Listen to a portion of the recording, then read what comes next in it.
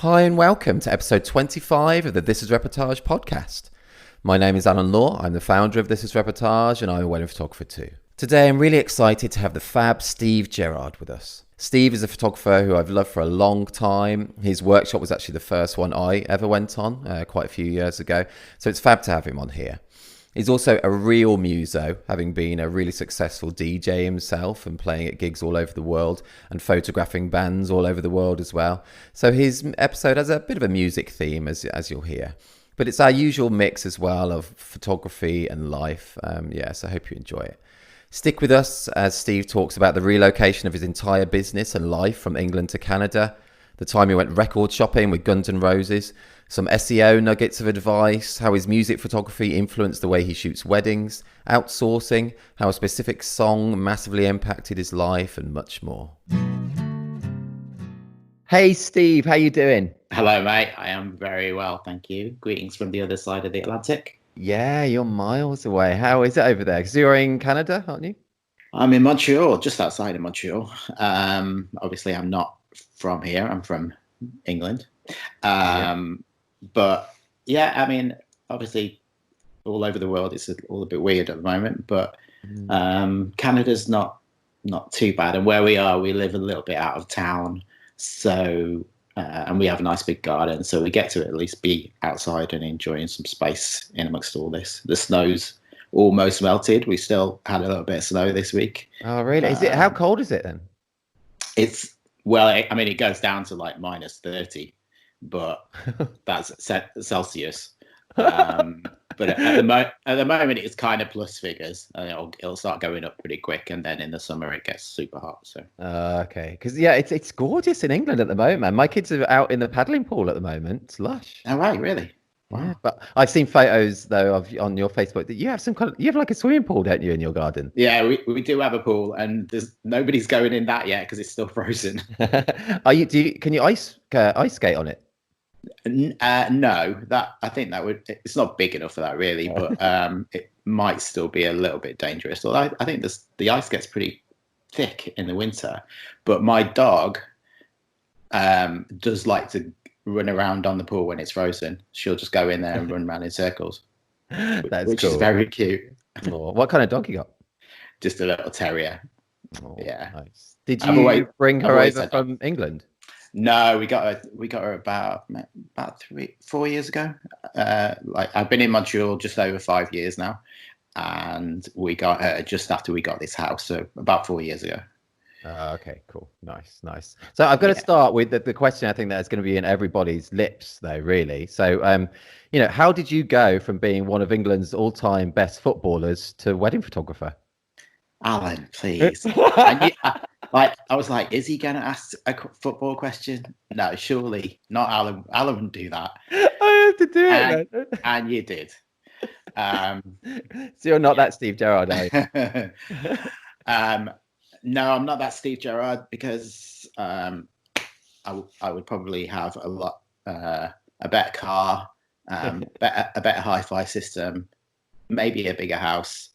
And probably a bigger swimming pool if I was that Steve Gerrard. But it's weird because when I moved to Canada, I thought that this Steven Gerrard kind of comments would die off, and they have to an extent, but I still get them all the time. And in fact, the last comment that I got on Twitter, which was today, it is somebody who thinks I'm him. So it's just a constant thing, and there'll be people listening to this podcast that maybe don't even know who Steven Gerrard is, and yeah, but for me it's a constant battle, but it's fine. And Steven Gerrard, the footballer, has got a brother called Paul Gerrard, and so have I, and it's actually my brother's birthday tomorrow. Really? Oh, well, happy birthday to your brother tomorrow. That's a freaky coincidence, though. Yeah, it is. And we're both from the same part of the world because I'm from Chester, which is not far from Liverpool. And I think he's kind of like from the northwest up there somewhere. So anyway, but what I always say to people, especially if they mention at a wedding, I was just like, unlike Steven Gerrard, the footballer, every time I shoot, I score. Oh, nice. That is a good one, man. You should have that as a tagline on your website. You don't even like football, though, do you? I'm not really. I don't really watch sports at all, to be honest. I saw that on. I recently saw a list of things that you don't like, and you said watching sports. One of the things on your list though was also sleep. You don't like sleep. No, it's not. I mean, obviously you need to sleep, otherwise you're going to die. But and I don't like feeling tired, so I understand how that all works. But I just find like every time I have to go to sleep, I'm just like, there's so many other things that I'd rather be doing than going to sleep and being unconscious for 8 hours.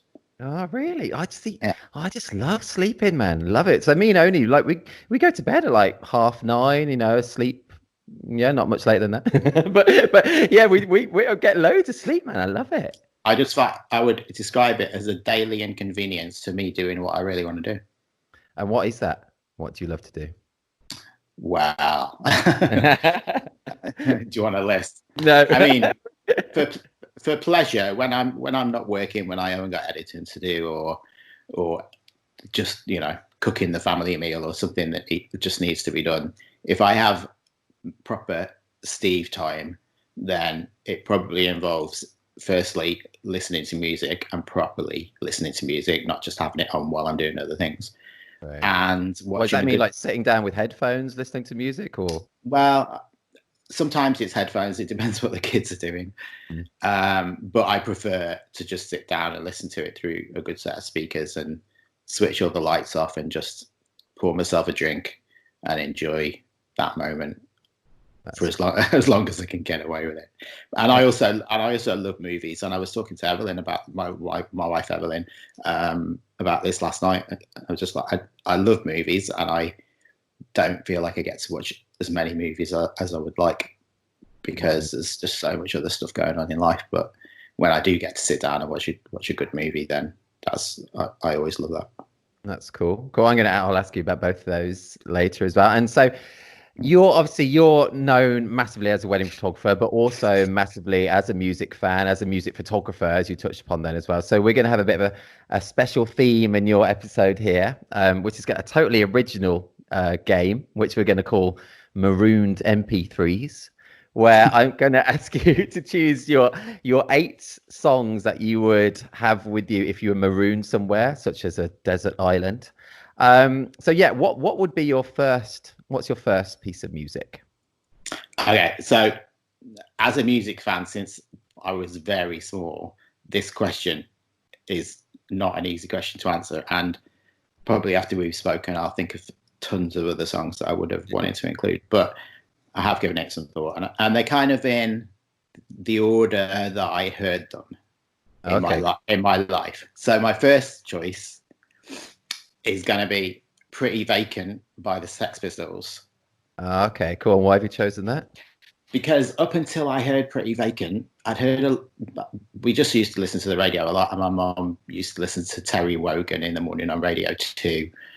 And then this band came out of nowhere, and I'm showing my age a little bit,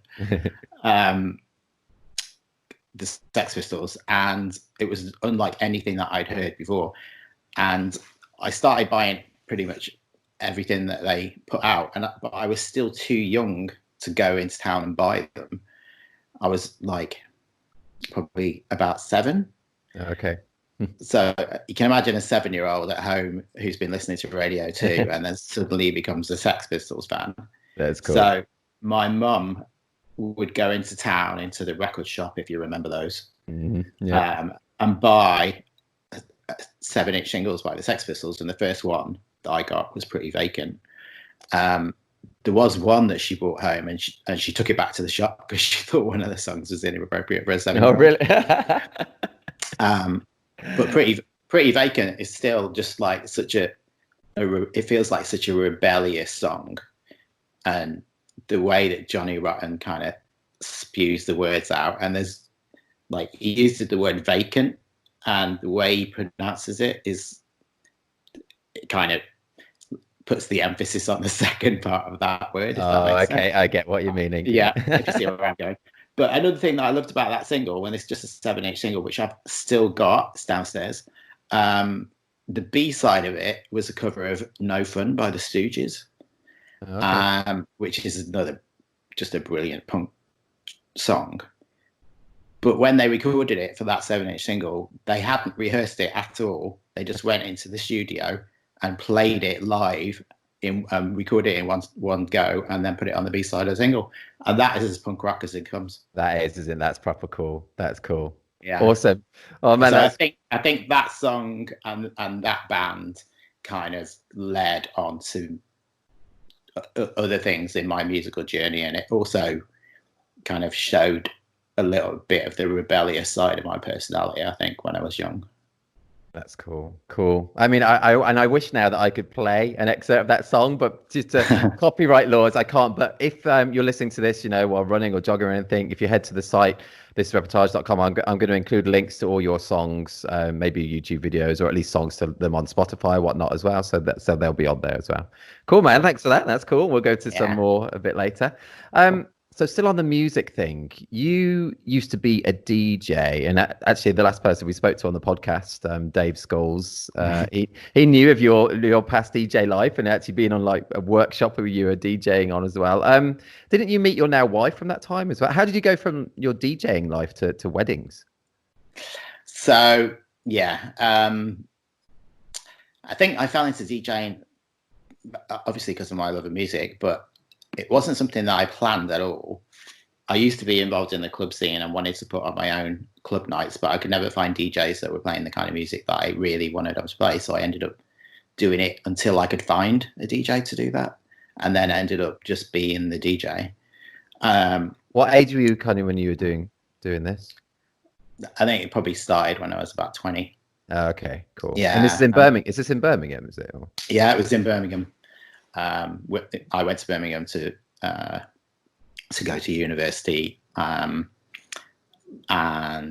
kind of got involved in the club scene, which is why I didn't finish university. Okay.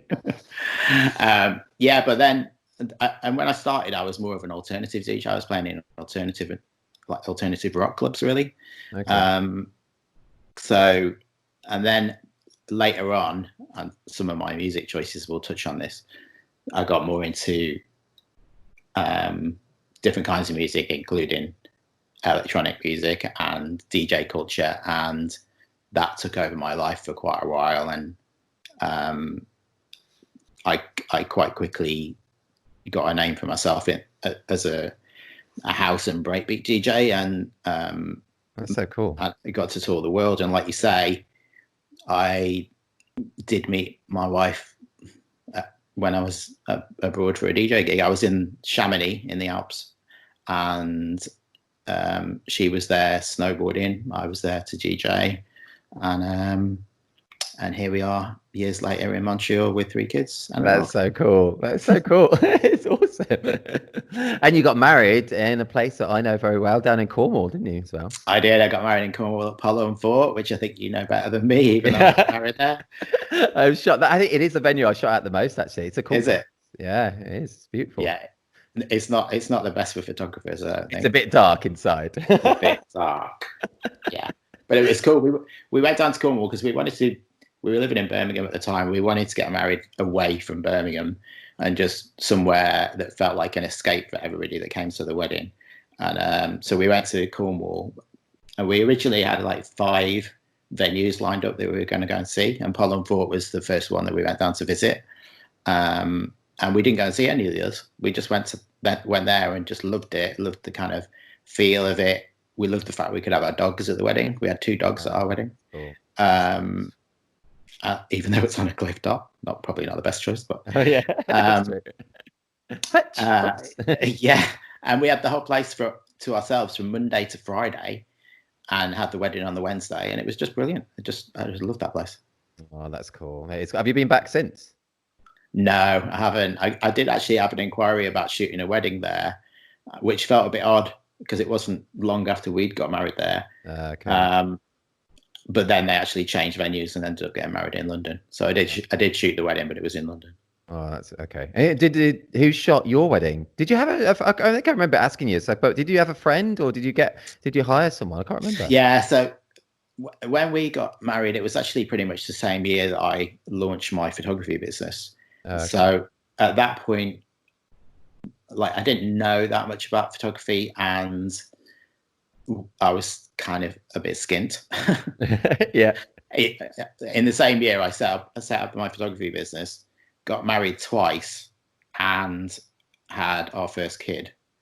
So, got married twice. Yeah, I got married twice to the same person though. Okay.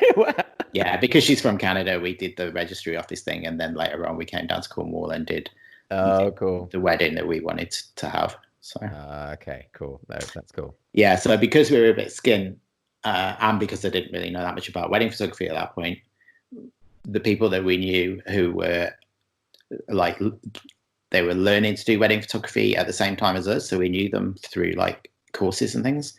And then one of my good friends, who's a music photographer, she was kind of our main photographer, maybe, but we had like 2 or 3 people taking pictures. Oh, that's cool. At the wedding, so we got some really good pictures, but the kind of consistency that a good photographer that I would choose now would get, we didn't really get that from our wedding, unfortunately. Right, but you know, no regrets. No, that's cool. That's cool. So how did you go from the DJing to wedding photography then? I mean, were you doing music photography before doing wedding photography as well? Or, I mean, how did it begin for you? Yeah, so when I was traveling a lot with the DJing, like I was going all over the world to places that I might never go back to. One of the ways that I decided I was gonna kind of explore places, because I didn't want to just go to the hotel, go to the gig, and then fly out again. I wanted to actually see these places that I was visiting. So I tried to get at least another day to myself in whichever city I was in. And I just had this idea when I was on a plane one time, looking through one of the in-flight magazines. They tend to have like a feature on a city, and then there's like a whole write-up, but there's a load of pictures that kind of give you an idea of what that city's about. And I just thought, well, maybe I'll just go wherever I'm going. I'll try and take the kind of pictures that I'm seeing in these articles. Okay. That kind of give a flavor of the city to somebody maybe that hasn't been there. Yeah, that's cool. That became my little pet project, because I've always loved photography, more as a viewer. I always collected photography books by some of my favorite photographers, but never really took it seriously as a hobby until that point. And then that became my little project to go out, explore this, and it gave me a reason to be wandering around the city on my own a lot of the time. I had my camera and I was kind of wandering around, going down little back streets rather than staying in the main tourist spots, and just looking for something that I thought captured something unique about the places that I was visiting. So that's cool. It's I wouldn't really call it street photography. It was more like travel photography is probably the best way of putting it. It's like preemptive Instagram shooting. Yeah, if I'd had Instagram by then, I'd probably be an influencer by now. What was one of your favorite cities to do that in? Well, actually, the first place that I did it, I went to Shanghai in China, and that felt like a great place to start. Apart from anything, that's where I actually bought my first DSLR. Oh, cool. I pretty much got off the plane, went to a camera shop in China because I thought they'd be a bit cheaper there. Yeah, I bet. Was it? It must have been. I can't remember if it actually was, but in my head it was. Yeah. So I bought a Canon 300D. Nice. Which I think was called the Rebel in America. Oh yeah. And then I was all ready to go around, walking around Shanghai, taking pictures and creating amazing art as you do. And it pissed down with rain for like the whole time I was there. Nice. So I still did go out. A little bit, but it didn't really start my little project in the way that I'd hoped. So, okay. But I've been to some amazing places thanks to the DJing, and now thanks to the photography. And I could list them. A lot of places in Asia I love. The one thing I miss about traveling the most is being in Asia. I always had a great time. Cool. I've never been. I would love to go sometime. Let's go on to time for your second music choice then. What's your second song? Okay, absolute classic, and also the best opening track of any album ever, which is big words, I know. That is. That is. Welcome to the Jungle by Guns N' Roses. Okay, cool. Okay. And why have you chosen that? Guns N' Roses became a band that kind of changed my life in the late 80s. They've since become an absolute mess, and I kind of I fell out of love with them quite a long time ago. But at that time, when that first album, even before that first album came out, I'd been to see them like at least twice. And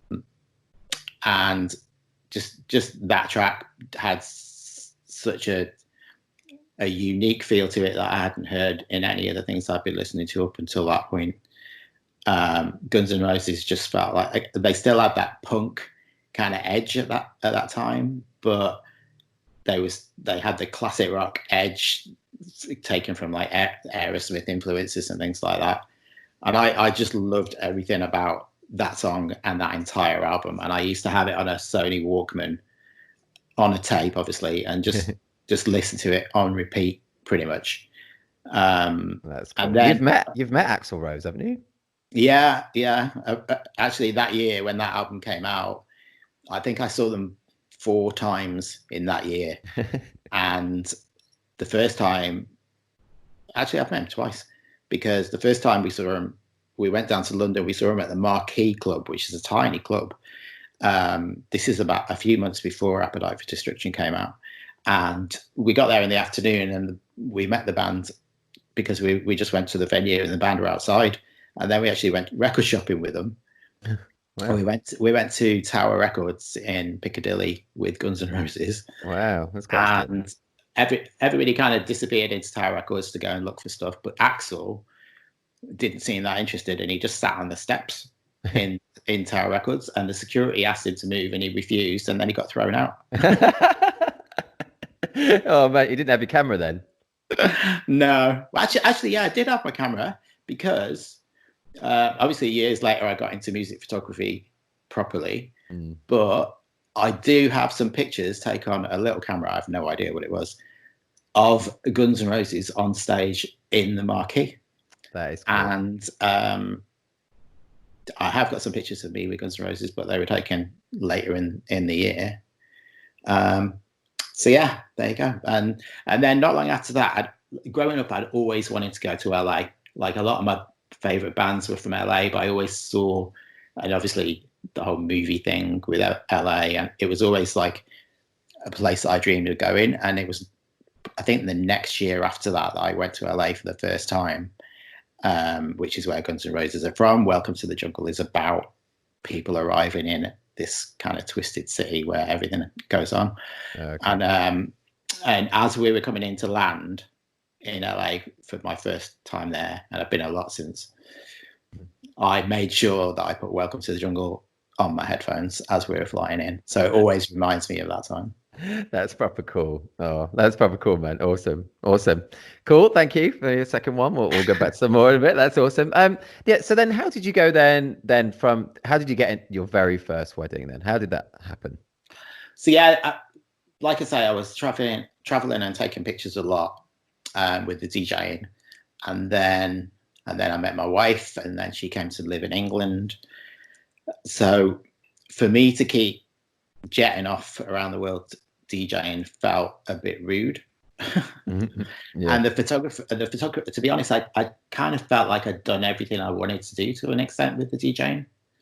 I'd had some amazing gigs. I got to release an album, which was kind of one of my goals. And then cool. The photography just took all my focus for around that time. So I thought, okay, I'm going to take this a bit more seriously. People were saying I was quite good at it. They've seen your pictures. Yeah, apparently they've seen the good ones. But, you know, I was still very much a beginner and still learning how to set up my ISO correctly and all that. I still don't know how to do that.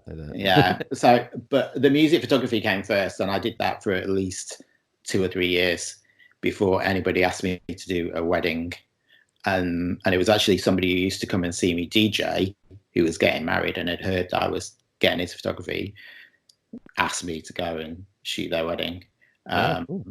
So, well, actually, before that, one of my friends was going to a wedding, and it was somebody that I didn't know, but I asked him, could he ask them if I could maybe come along and take a few pictures?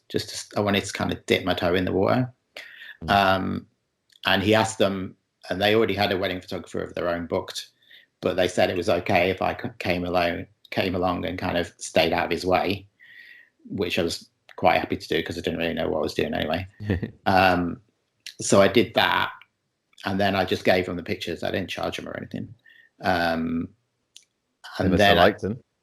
Well, this is the thing, you see. This is what gave me a little bit of a boost of confidence to do wedding photography, is that I then met my friend again in town one day, and he just said, oh, they really love the pictures. They like them more than their wedding photographers. Oh, wow. Yeah, that's proper cool. So then I was like, oh, maybe this is something that I should look into. And at that point, I didn't know that much about wedding photography at all. And most of what I'd seen was pretty bad. But I did see a couple of people whose work made me realize that wedding photography maybe wasn't quite what I thought it was. One of those people was Jeff Askoff. Oh, yeah. And then at the other end of the scale completely, there was Jerry Guionis, who was doing almost more like fashion photography at weddings, which I'm not a big fan of that now at all, but it made me realize that you could kind of do whatever you wanted to do at a wedding, as long as you could find the people that wanted the same thing that you wanted to do. And yeah, things kind of developed from there. Cool. And they developed very well as well. Was it like back in 2006 you shot your first wedding? Was it something like that? Well, the one that I did for free, I think, was in 2006. And the first one that I actually got paid for was 2007. Right. Okay. But that's still a long time. So it's like 13, 14 years now then. That's awesome. And you were the very first, it was your workshop, was the very first workshop I ever went on was your workshop, which was a massive, massive thing in my career, massive. I learned so much from that. It was a 2-day one, was it in London? When was that? That was years ago. I don't even know what year it was. I actually did 3 days because I did a 1-day music photography workshop and then did a 2-day wedding photography workshop. Wow. So it was pretty intense, and that was my first ever workshop in London, and last, I think. Oh, was it? Oh, but it was so good. And I always tell people as well that it was such a great workshop and had a massive impact on my career, man. It was awesome. And if if anyone's listening, go on a Steve Gerrard workshop. It was brilliant, man. It really was. Yeah, I mean, I take full responsibility not only for your career, but also for the entire This Is Reportage website, which wouldn't. I don't think any of that would have happened if it wasn't for me. So I think it's true, though. It's true, but no, not at all. Because what you've done, you kind of took a few nuggets from what I was talking about, and then just ran in your own direction and completely made your own thing out of it. And that's exactly what I think people should do. That's cool, isn't it? That is, I guess, what you want people to do. You don't want people to go to your workshop and just to be carbon copies of saying. And yeah, but honestly, I can honestly say that if I hadn't have gone to that workshop, my career wouldn't have been like it is. It was honestly really massive for me, man. It really was. Cool. Let's change tack slightly. Let's change tack. What is a random fact about you that you think most people would be surprised to know? Okay. The random fact that I quite often drop in little Facebook comments and things is that I have 11 fingernails. What? Oh, really? Where's the 11? I don't think many people would know that about me at all. It's probably not the answer you were expecting. I'm glad this isn't video. This is audio only. So yeah, just quickly, I don't really want to go into too much depth about this answer. Oh, okay. But when I was a kid, my mum slammed the boot of the car and accidentally, not on purpose, caught my middle finger in the boot of the car. and the nail of that finger basically went black and looked like it was about to drop off completely. But then a new nail started growing, and who knew that was even a thing, right? Yeah. A new nail started growing in its place, but then the old one decided it wasn't dead after all and started growing back. So now on that finger, I have two nails, one on top of the other. Wow. That's proper cool. And I think that's helped a lot in my photography. Okay, let's move swiftly on from that one, I think. But can I answer? Let's answer it a different way. I think. I don't even know what my other answer would be. Something that I think that's good. Be surprised about me. I think it's good, man. I think a lot of people would maybe be surprised that you're not a footballer. I guess that's one of them. Yeah, and if they'd ever seen me play football, then they would realise why I'm not a footballer. Okay, let's go to your third music choice.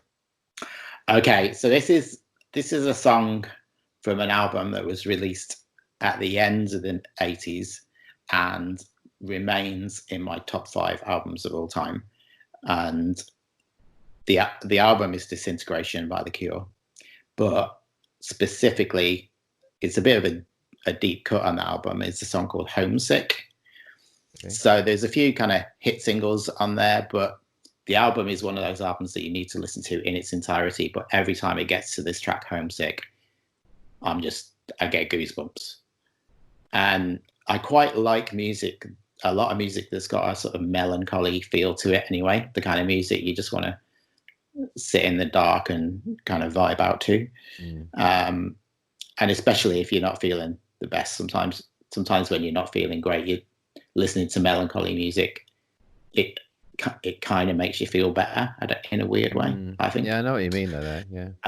And this song, just the opening riff and the whole kind of feel of the song is just the perfect song for that kind of melancholic vibe out moment. I just love it. There isn't much more I can say about it, but it's just a song that always gets me. So that's cool. And that's it's just an album that's stuck with me, and I don't think I'll ever get bored of. That's cool, man. You know, I think I've never really listened to The Cure at all. I should do. It's weird actually, because they obviously have a lot of albums, and I don't really listen to any other album apart from that. I probably should go and delve into some of their other stuff a bit more, but whenever I feel like listening to The Cure, I go, that's my go-to. That's cool. And very apt for the moment as well. We definitely need The Cure. Yeah, for sure. Disintegration, fitting title. Oh man, yeah. Oh, mental. Right. Okay. So, a major thing in your life, I think I'm right in saying, must have been, your business and life relocation from England to Canada. How has that been? Was it scary? It must have been a massive decision at the time. What was it like relocating your entire business? Yeah. So it was definitely scary, because it's a little bit going into the unknown. The fact that we were coming to Evelyn's hometown made it easier because we had contacts here already. She knew the city, she knew how things worked here. But I didn't know like how I was going to be received, I'd already built quite a good reputation as a photographer in the UK, and things were going well. I was getting as many weddings as I wanted each year. So I was pretty much going from that to zero in Montreal. The only people that knew me as a photographer, there was a few photographers here that did know my work already, but that was it. So for the first couple of years that I was here, I was back and forth to the UK all the time because all my weddings were there, and I wasn't getting any weddings here really for the first couple of years. Right. Yeah. So it took a while to sort of build things up over here, and I learned a lot about SEO, partly from you. Oh, a little bit, but yeah, a little bit from you. And I feel like I'm a bit of an SEO guru now. That's cool. Hopefully, if you Google Montreal wedding photographer, you will find me on page 1. He says, with all things. Everyone now sitting on their home offices are like, oh, check it. Okay, if everybody does that, Googles it, please go onto my website and spend some time there. Yeah, for sure. Because otherwise Google will think, that's not what people are looking for, and it'll actually go the other way. That is true. SEO gold from Steve Gerrard. That is awesome, man. Yeah, the amount of time spent on the website, and also if you want to get really picky, the last page on my website you should visit is the contact page, because that tells Google that they liked what they saw up until that point so much that they actually decided to get in touch with you. Cool stuff. Nice. But yeah, so are you doing more? So you doing more weddings now in Canada though than in England now? I'm hardly. This is the thing, you see. In my head, I was like, the perfect scenario would be if half of my weddings are in the UK and half of my weddings are here in Canada. Then that's just going to be brilliant. I'm going to get a really nice mix of weddings. I'm going to get to travel back to England quite often to stock up on tea bags, see my mum and my friends, and get some good fish and chips and Freddos, things like that, important stuff. Yeah. But actually, it's kind of swung a little bit too much the other way, where most of my weddings are here, and I'm only getting a couple of weddings a year in the UK, which I kind of would like more, but it's fine. You know, I'm still nicely busy, but there's not as many weddings in this part of the world as there is in the UK. You know, you don't realize until you move to somewhere like this how many weddings there are in the UK, and how spoiled you are, and how within a relatively small distance you've got just thousands of weddings happening every weekend. Maybe not at the moment, but no. Well, is it a lot more spread out where you are then? It's a lot, like the next nearest city to Montreal is Ottawa. That's 2 hours away. Okay. So, and there's nothing in between apart from fields. So we are very spread out. Also, in Quebec, especially where I am, a lot of people just don't get married. They just they stay together, they have kids, they build a life together, but they don't actually get married, especially on the French-speaking side of Quebec. Okay. So which is obviously a bit disappointing. Yeah, but are there less wedding photographers though, or is there just as many wedding photographers with less weddings? Or I don't think there's as many wedding photographers as there are in the UK, but there's still way too many. Maybe you're going to be a bit less after this. Well, yeah, the strong will survive, I guess. But so yeah, I mean, it's still about trying to stand out from the crowd and develop your own style and educate people to the kind of photography that I do, which is not as common over here. There's quite a few more traditional wedding photographers here. There's some amazing wedding photographers in amongst that, but there's still quite a few that are quite a bit more traditional, in my eyes. Okay, cool. Okay, well, let's go. That's time for your fourth music choice, I think. What is your fourth music choice, Steve? Okay, I could have picked almost any song by this band because they are and have been my favorite band since they came out, since they first started. So you probably already know who I'm going to mention. I think I do, yeah. And that is Pearl Jam. Yeah, cool. So to pick, I didn't want to pick anything too obvious, but I still wanted to pick a track that when I see them live, and I've seen them live 19 times. 19, wow. I should have seen them 21 by now, but 2 of their concerts got postponed because of the situation. Oh no, man. But the song "Given to Fly" is always a highlight when I see them in concert. And then part of the thing that I love about Pearl Jam, not only in their music and their kind of the whole ethos and their views on the world and how proactive they are and how they help the community, and they've got their own charity and they look after their fans, all that stuff I love about Pearl Jam. But in concert, every night is different. Once I saw them twice in Manchester in 2 nights, and both nights they played over 3 hours, and they only repeated, I think, 3 songs on the second night that they played the first night. That's quite a catalogue that they've got there. Yeah, they have got a catalogue, but they actually go out of their way to do a brand new set list each day, depending on, well, it's Eddie Vedder really that does it. depending on the mood of the day and how he's feeling at that time, and he tries to build a set like just from the moment, rather than just having a set list that they use for the entire tour, which some bands do. Right. Okay. Yeah. But it's a very uplifting song, Given to Fly.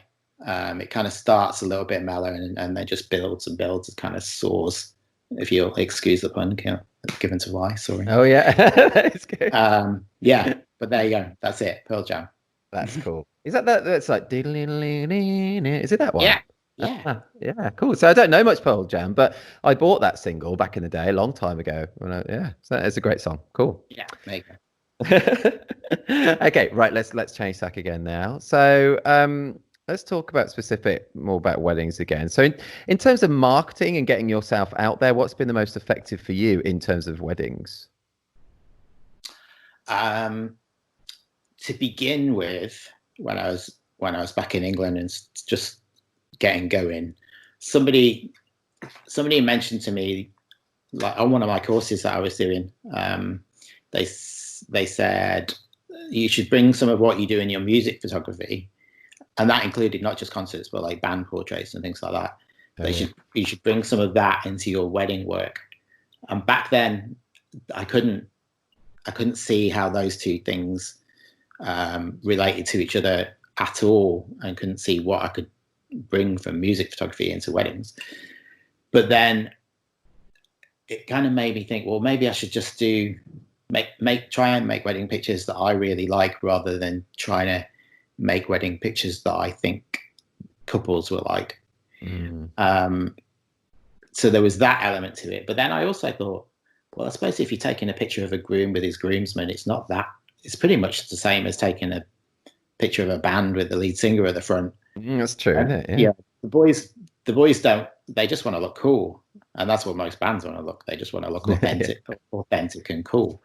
So I kind of slowly but surely started bringing some of that kind of a little bit of an edginess into my wedding photography, I guess. And what I've grown to love over time, and especially since having kids, which was pretty much at the beginning of my photography career anyway, is concentrating on relationships and families and the interactions between people, which has nothing to do with music photography, but trying to find a balance there somewhere between what you would call reportage, or I think you say reportage, don't you? I do, yeah, but who knows how you say it. There's a big debate. You should have a big debate on that sometime. I say reportage, but the reportage side has always been a big part of what I do. But to begin with, it was virtually none of that really caught people's attention. And sort of, I think the stuff that made people pay attention to me at the beginning was the portraits and some of the quirkier couple portraits and things that I was doing, right, which I was just doing because I loved that kind of different approach to wedding photography. I took some of the stuff that I was seeing in music magazines when it came to like cool portraits of bands, and thinking, okay, how could I not copy that, but do something similar that I love, but also would reflect the couple that I was photographing. That's proper cool. And one of your images is pretty famous, I guess, with the cones on the head. Well, it's famous and infamous. Yeah, I've been on a workshop where another photographer, who shall remain nameless, was talking about that image, but not in a very nice way as well, man. Exactly, and I know exactly who you're talking about. But the fact that another photographer on a workshop is using one of my photos, okay, it's to demonstrate how not to do it, but it's not. He's not saying that this is badly taken, or it's my approach that he disagrees with, and that's completely fine. Totally. And he and I would never be friends in real life anyway, so I've got no problem with it. I don't think he'd be friends with many people in real life. Yeah, that's true.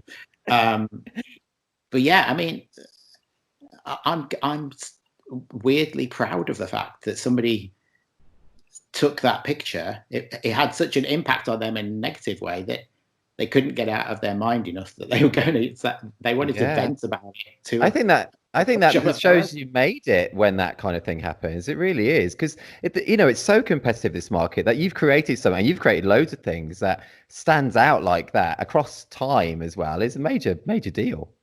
Yeah, and I know it's not going to be for everybody, and that's absolutely fine. It's not meant to be for everybody. It's meant to be for my couples. The couple who we're talking about with the traffic cones, they used it for their thank you cards, and it's like a half-page picture in their wedding album. Yeah, that's proper cool, man. It's proper cool. I love it. Yeah, so they loved it. I loved it. Quite a few other people really liked it, and a lot of people hated it. And that just means that I'm not middle of the road and pleasing everybody. And none of the music that I listen to, let's go back to the music for a sec. None of the music that I listen to would be loved by everybody, and some of it would probably be loved by less than 1% of people. So I've got no problem with being diverse. I don't do it deliberately. I just do what I enjoy and what I think my couple's going to enjoy and like. Yeah, and I think that's absolutely brilliant. Honestly, really is. Like you just, with weddings, you don't want to appeal to every bride in the world. You just want to shoot for the people that really get who you are, and your clients obviously must do. So exactly. It's awesome. Yeah, that's awesome, man. Right, which is a good segue, because let's go on to your fifth music choice, I think. Okay, so we're going to change tack quite a bit here because, like I mentioned, later in my life, I kind of discovered electronic music. Up until a certain point, dance music, for want of a better phrase, was always what I was hearing on Radio 1, and it was all kind of like, finally it's happening, that kind of stuff, which, that's a great song, but yeah, it always felt a little bit kind of throwaway to me. And most of the music that I like, I think has a bit more substance to it, and that's kind of why I'm always a bit more authenticity. And then one of my friends who worked in the same club as I worked at in Birmingham, where we were playing the alternative music, just said, have a listen to this. And he lent me this CD, which was the first ever Renaissance mix CD, which was mixed by Sasha and John Digweed. And I remember I was at home on my own. I was living on my own at the time, I think. And we're getting back to this listening to music in the dark thing. Okay. I remember sitting on the floor in my living room, putting this album on, turning off all the lights, probably had a drink. Sound like an album as well. And the first track on this CD was actually 3 different mixes of the same track all mixed together. So they kind of, the DJs kind of built the beginning of the mix up using 3 different versions of the same track. And that track was Song of Life by Left Field. And everything changed in that moment for me. And it's no exaggeration to say that I wouldn't be where I am literally now, sat on this bed in Montreal, if it wasn't for that track, I don't think. Really? In what way then? Because my view of what dance music was turned on its head. I didn't realize dance music could be this kind of music that had so much depth and a bit of darkness to it. Like, none of the dance music I'd listened to up until that point was in any way dark. It was all happy, Okay. Prosecco on the dance floor kind of music. And then this album, and particularly this band, who I then went on to kind of discover more of their music, flipped that and made me fall in love with dance music. And within a year, I had my decks set up in my house. I was learning to mix records together, and I went head first into this new kind of music. And how to DJ that kind of music. I started collecting the music. Obviously, I started going to see the DJs. I started going to see bands like Left Field and Underworld and people like that. And then my career as a DJ kind of took off, and I got to travel the world. I got to meet my wife. Because of my wife, I moved to Montreal and had kids. So, wow. Yeah, that is cool. That is cool. All from that one song. Yeah, and the thing is, that was the first ever Renaissance CD, and there's a track on that CD called "Age of Love," which is later on in the CD, which is a bit of a classic. And years later, after hearing that CD and getting into DJing and kind of making a bit of a name for myself with the DJing, me and my friend made a remix of that track, "Age of Love," which was on the first Renaissance CD. And our remix of that track ended up being the closing track on another Renaissance CD. Wow, man, that's mad. Which is pretty amazing. Yeah, that's mental. Man. So, yeah, cool. I think that song had to be in my list. That's proper cool. That's proper cool. Cool. Okay, we'll go on to some more of your music in a bit. You mentioned at the beginning about you're a movie fan, and I think a lot of people around the world have got a bit more time on their hands at the moment. Some of them, in lockdown. So, what do you have any recommendations for? I don't know. Maybe I don't know about your all-time favorite films or some good films you've seen recently. Yeah, I would struggle to think of my all-time favorite films. I've got loads of films that I love, but there's not many that I would sit down. The film that I watched more than any other is Heathers, which is Heathers with Christian Slater and Winona Ryder. It's an old film. Oh, okay. I haven't seen it for ages, but it might not stand the test of time. But I did recently see. Oh God, what is it? I've forgotten that. The one that just won the Oscar. Oh, yeah, I forgot that as well. What is that called? That's really bad. We've both forgotten it. I just had it in my head as well. About the people working for that family. And yeah. Okay. I don't know. Everybody listening will be like shouting out the name of the film. Oh my God, I just had it in my head and I've forgotten it. Anyway, that one. That's a really good example, isn't it? Everyone should watch that. It's good though, isn't it? It's good. Have you seen it? Yeah, I saw it on the flight to Vegas actually, like 2 months ago. Yeah, I thought it was really good. This is funny. We're talking about a movie that both of us love and can't remember. Oh, that's really bad. Well, anything else you've seen recently? Yeah, it's funny. This is the opposite end of the scale from that completely. I'm not a big fan of usually if I watch a kids movie, it's because we're trying to keep the kids from killing each other, or just giving them a bit of a treat. But have you seen Coco? Oh yes, I made my wife watch that just last week. It's amazing. It's so good. It's an animated movie for anybody who doesn't know it. Disney Pixar movie. Yeah, it's beautiful to look at. The whole theme of the story is something that I would completely relate to with the music and all that kind of stuff. I just think it's absolutely brilliant and somewhat overlooked for a Disney Pixar movie, maybe. Yeah, that's true. And we actually watched it again this week, but the kids didn't watch it. Me and Evelyn watched it on our own. It is beautiful though. It's beautiful. It's my wife was streaming. It hits you hard. It is very emotional as well. Yeah, for sure. So I do love that, and I always tell people that I love The Revenant. Oh yes, cool. Leonardo DiCaprio, isn't it? Yeah, Leonardo DiCaprio. And one of the things I would say about The Revenant is I think I could probably watch it with the sound off, because it just looks like a beautiful photo, one after another, after another, after another. The cinematography in that movie is stunning. Yeah, so, it's cool. Yeah, cool. Those are all good. I hate musicals. I know you like musicals, don't you? I do. Yeah. We tried watching La La Land. We tried watching Rocket Man. We made it not even 10 minutes into both because as soon as they break it out into song, me and Evelyn just kind of look at each other and go, yeah. Oh, really? Oh, La La Land's Yeah. brilliant. Apart from, I don't like the ending, but I can understand the ending, but it's brilliant. Oh, no. You're missing out, Yeah. man. You're missing out on your Um, musicals. people have told me that, and I'm like, wait, maybe I need to give it more than 10 minutes and see if I get roped in. But You should.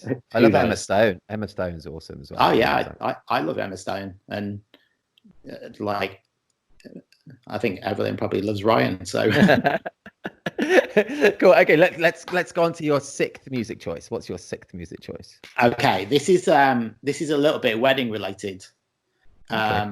because do you have like playlists or things that you have specifically for when you're driving to or from a wedding? I don't. I should. It sounds like a great idea. No, you do then, I guess, do you? I don't necessarily have playlists, but I have certain albums and certain bands that completely get me in the mood for the day. I just find them they put me in a positive mood and a kind of go-getter kind of mood.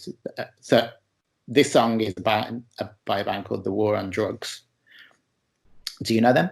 I know the name, but I've never listened to them, to be honest. No. Okay.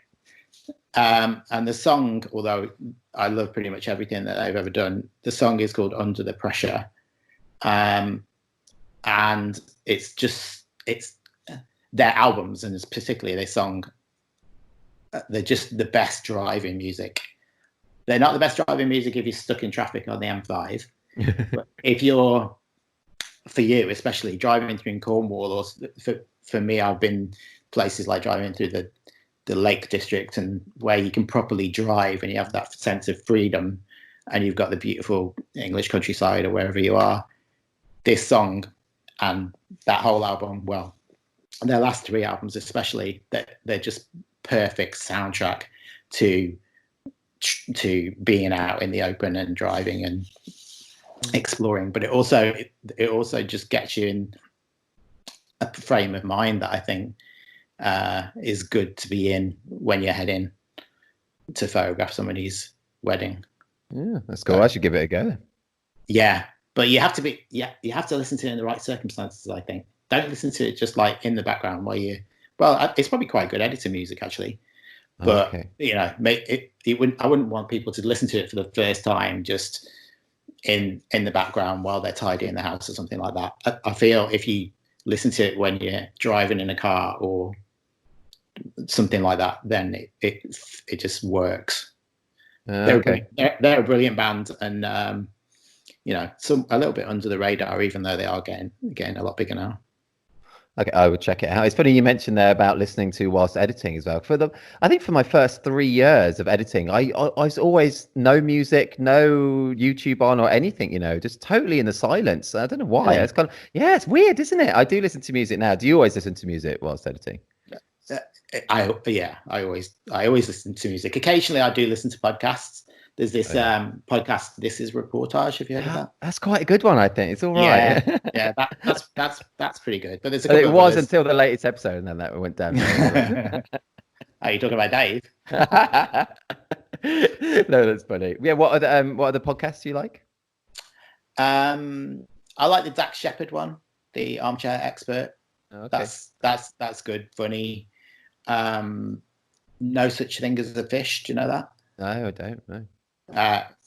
Bit of a weird title, but it's basically the people behind the TV show QI. Oh, okay, cool. Where they discover random facts and then they just talk about that, and it's quite often in front of a live audience. So it's quite funny and entertaining, but you also learn stuff that you can then amaze people with in conversations. That's always good. Like what? Like what, Steve? Oh God, on the spot. On the spot. Okay, this is my favorite fact actually that I blow. Some people know it, but a lot of people don't. Okay. And I'm gonna ask you if you can get it, which you probably won't unless you've heard it before. Okay. There's only one 10-letter word that you can type using the top row and only the top row of a typewriter. And do you know what that word is? No, I'm looking at my keyboard now. QWERTY? No, I don't know. What is it? The word is typewriter. No. TYP. Ah, clever. Yeah, it's clever. That's funny. And talk about editing. Have you ever tried outsourcing your editing at all? I Just something. outsource everything. Oh, do you? Yeah. Oh, cool. Yeah. And you must that must work well for you then. Well, I say everything.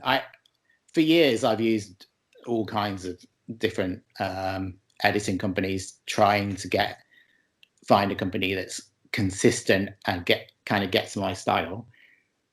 But what I want an editing company to do is to just do all the basic corrections. So exposure, color correction, and just that stuff, and kind of give it.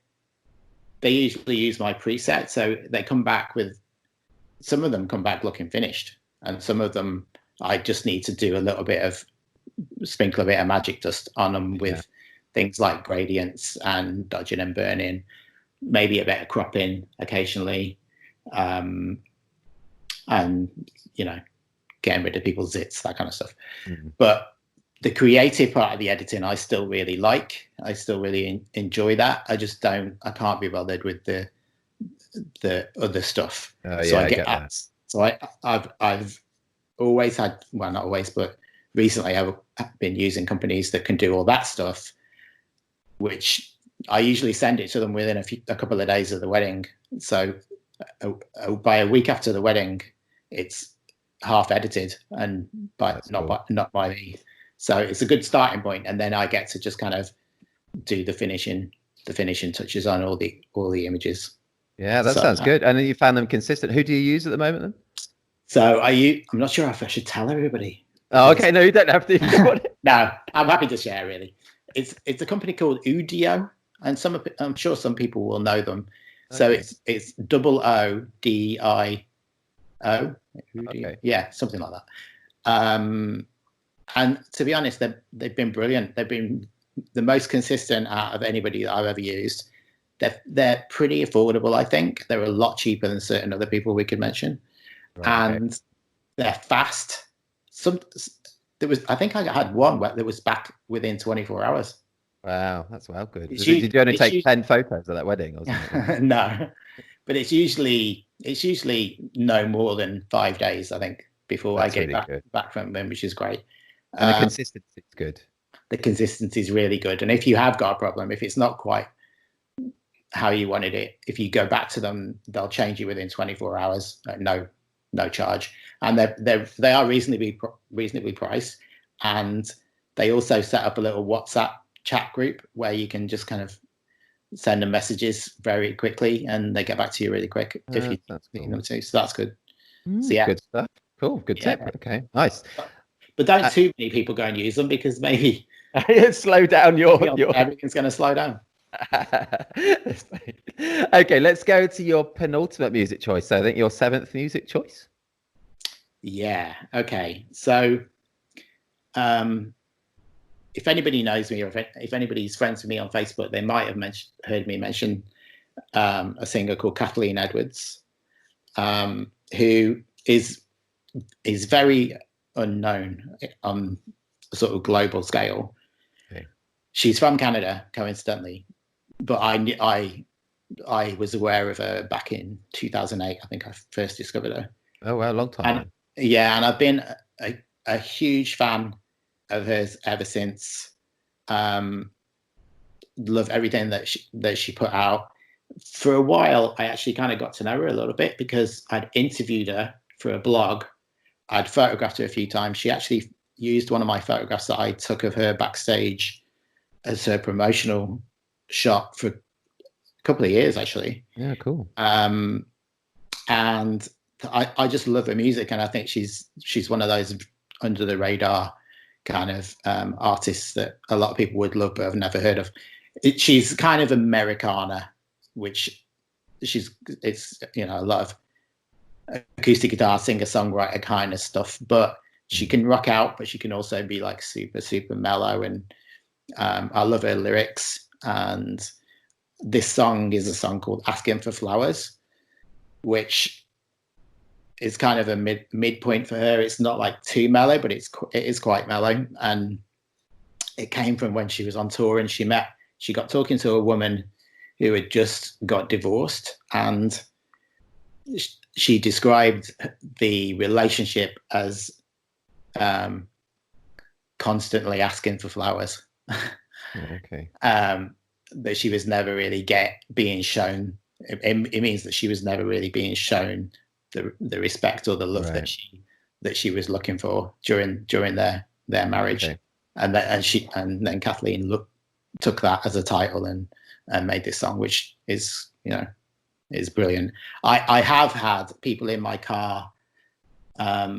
She's got this song called Alicia Ross, it's a really sad song. I won't go into the details, but I've had people in my car when I played that who have been in tears. Really? Wow. Into that song. Yeah. Powerful. Yeah. So that kind of music is, anything that can get you that much, it always tends to have an effect on me. But she's great. And she decided that she wanted to settle down a little bit and try and get an ongoing relationship rather than having fleeting relationships, which people tend to do when they're touring the world. So she gave up music and she opened a coffee shop in Ottawa. Oh, right. Wow. Which was called Quitters, because she quit the music business. Cool.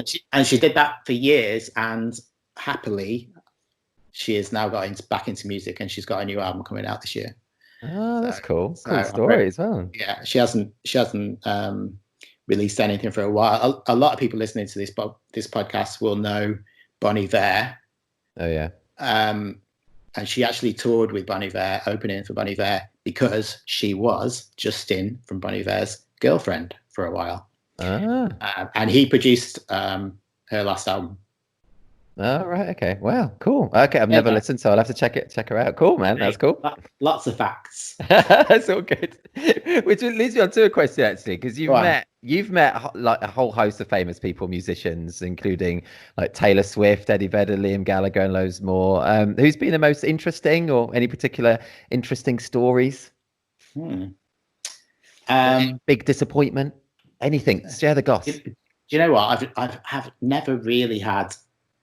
People say don't meet your heroes, but I've never really had that experience of meeting somebody and them being an arsehole. That's cool. A lot of people would expect me to say that about Liam Gallagher, but I've met Liam Gallagher twice, and he's been great both times. But just really lovely and genuine, and would go out of his way to chat with people and stuff. I also DJ'd with Oasis at Wembley back in 2000. Really? Did you? Wow. Did you not know that? No, that's mental. Yeah, when they played Wembley Stadium, July 21st, 2000, and I was their DJ, so I played in between all the bands on stage to 93,000 people, and I played the after party as well. And they released that gig as a DVD called Familiar to Millions, which is pretty cool because I've got that actual DVD downstairs. They sent me a signed cover after the gig to say thank you. Oh man, you still got it. You still got that, have you? Yeah, I've got it. It's in the frame. That's so cool. Do you miss that kind of time in your life at all? I do. Yeah, I had some amazing times doing that. I'm not sure that it would have carried on if I'd stuck with the DJing, or maybe I would be, selling out stadiums. Like Calvin Harris or something now. But just everything happens for a reason, though, doesn't it? Everything happens for a reason. Everything happens for a reason, and here we are. Yeah. You would have much preferred doing this podcast with me than being like millionaire and living Hollywood somewhere. That's true. Always look on the bright side of life. Let's go to your final music choice then, Steve Gerrard. What's your final music choice? Okay, I'm going to be a bit indulgent because I'm going to pick a track that we made. Oh, cool, nice.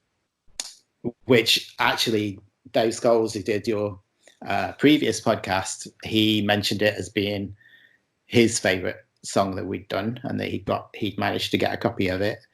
So the track is called Bliss, Bliss, and it's by a band called Syntax, but we did a remix which was quite different from the original. Okay. So it's kind of like a breakbeat track that sort of it builds and builds, and it's got this amazing vocal on. It's obviously not my vocal because we just did the remix of the track. Okay. I've never sang. I've never sang on one of our songs. Opportunity missed.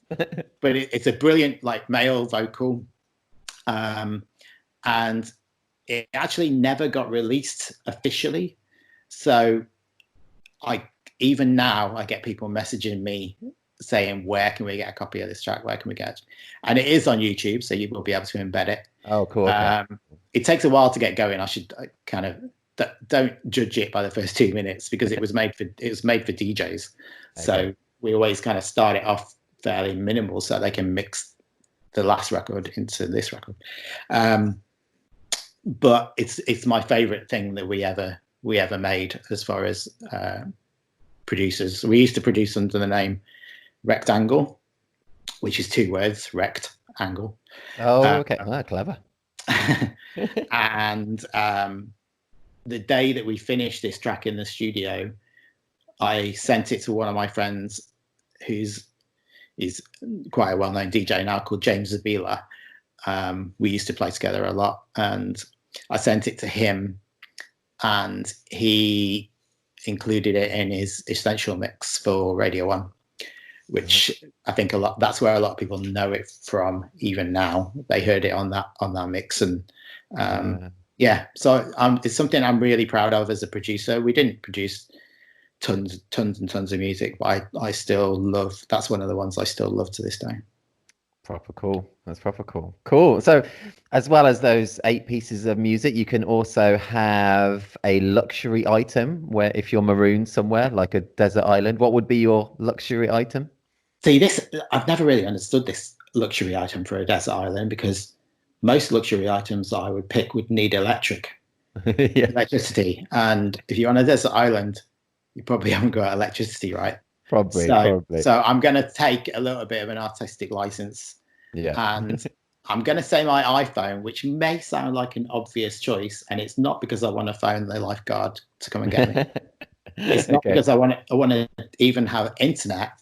It's because when I'm not in the house, that is how I listen to music, is on my iPhone. And I have got things downloaded to my iPhone, so I wouldn't need the internet.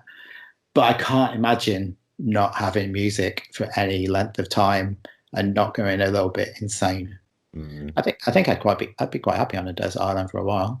I like with those 8 songs. I like being near the water and in the water. And yeah, if I have my music as well, and I could go and find something to eat, I think I'd be all right for a while. You'd be all right. So cool. That's cool. You can have the ultimate self-isolating. Yes, that is so true. That's true. Definitely not going to catch any viruses or anything. So. And you're also allowed 1 book as well. What would be your book? Okay, and I have to make a bit of a confession. I'm not a big book reader. Partly because if I had time to read a book, I'd probably use that time to watch a movie or just listen to music. Yeah. I don't think I've ever been a very quick reader either, so it takes me forever to read a book. So this is the book that I've chosen. It's not a book that I've read yet. It's by a guy called Edwin Monk, and the book is called How to Build Wooden Boats. Genius. So yeah, that's the book I would want if I was stuck on a desert island. Oh, that's genius. That's so good. That's so good. And if like all of your 8 pieces of music were in danger of being lost to sea and you could only save 1, which one would you save? Oh my God, Alan, it was hard enough to get down to 8. I'd be so sad to lose all that music that probably Homesick by The Cure would fit my mood. That sounds a good choice. That's cool. Cool, man. Dude, honestly, I don't have time for anything else. And that went so quick. I can't believe that's been like the longest interview. It just went so quickly, though. I don't even know how long it was. Oh, it was over an hour. Wow. Yeah, it's like an hour and 10 so far or whatnot. And yeah, that's awesome, man. It just felt like it was about 20 minutes. You're very easy to talk to, Alan. Oh, you are, man. We've had some good conversations in our time. We have. Whenever I have a wedding in Cornwall, which doesn't happen very often anymore, but I always make sure that I try and catch up with you if you. Oh yeah, and it's lovely. I love seeing you, man. It's been ages though now, isn't it? I want to come to Canada. I've never been. Well, it's definitely your turn to come and see me. So, that's true. And I highly recommend for anybody who's never been to Montreal, who maybe doesn't even know about Montreal that much. I highly recommend it. It's such a cool city. There's so many things going on. If you don't like the cold that much, then come in the summer because summer's brilliant here. There's tons to do. Does it get proper hot as well? Or? Yeah, it gets into the 30s easily in the summer. Yeah. And there's always things happening. We have the biggest comedy festival I think in the world. Well, we normally do, not this year. Mm-hmm. The biggest jazz festival. We had loads of music festivals, food festivals, street art festivals. There's tons of stuff, and it's a really, really cool city. And anybody who listens to this podcast is welcome to crash at my house. Oh, that's cool, man. That's really nice. Oh, I'd love to come over and see you there. It'd be awesome. One day it will do. When air travel is back. Don't say one day if you don't mean it. I do mean it. I'd love to. I've had at least 3 couples whose weddings I've shot who are from England have come to stay with us, like actually stay here at the house. That's proper cool. Which is excellent. That's at least 3 weddings you shot that they liked the photos then. At least 3, yeah. I think I'm almost down to double figures now. Oh, dude, honestly, that was so good. Thank you, man. Thank you for sharing, and that was just awesome. It's so great to talk to you. And my pleasure. Thanks for having me. I've enjoyed a lot of the podcasts that you've. I haven't listened to all of them yet, but the ones that I've listened to have always been really great. So I look forward to checking out the rest. And thanks for having me. It's an honor to have you, and hopefully I'll see you soon, man. Yeah, fingers crossed. Cheers, bye, man. dude. Bye. You've been listening to the 25th episode of the This Is Reportage podcast. Steve is always so great to chat to. Hope you enjoyed listening. Head to thisisreportage.com to see lots of examples of Steve's work, links to his website, and a full transcript too. We also have lots more episodes of the podcast already released with photographers such as Frank Boutonnet, Ross Harvey, Sitlali Rico, Sana de Block, Rocio Vega, Fabio Marula, and many more. If you have a spare moment to leave us a review on your podcast service of choice, that would be massively appreciated. It's lovely to know that you're enjoying them.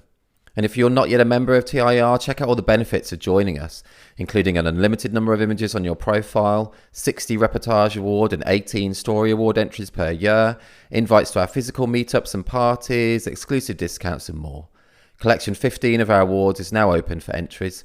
Deadline for submission is 23:59 BST on 24th of May 2020. No poses, nothing staged. This is Reportage. And this is bye for now.